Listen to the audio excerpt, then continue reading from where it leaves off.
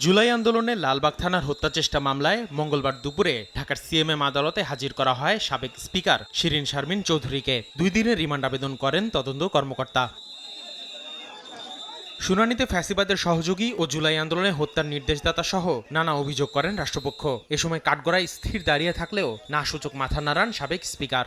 আমাদের ছাত্র জনতাকে হত্যা করা হয়েছে, গণভবন সহ বিভিন্ন জায়গায় যে পরিকল্পনাগুলো করা হয়েছিল এটার সঙ্গে এই শিরিন শারমিন চৌধুরী জড়িত। এদিকে আসামিপক্ষের হয়ে শুনানি করতে এজলাসে হট্টগোল সৃষ্টি করেন একদল আইনজীবী। তাদের একজন বলেন, শিরিন শারমিনের বিরুদ্ধে অভিযোগের সংশ্লিষ্টতা দেখাতে পারেননি তদন্ত কর্মকর্তা। উভয় পক্ষের শুনানি শেষে রিমান্ড আবেদন নাকচ করে সাবেক স্পিকারকে কারাগারে পাঠান আদালত। সুনির্দিষ্ট তার বিপক্ষে কোনো অভিযোগ নেই। উনি ওই দিন সংসদ ভবন এরিয়ায় ছিলেন।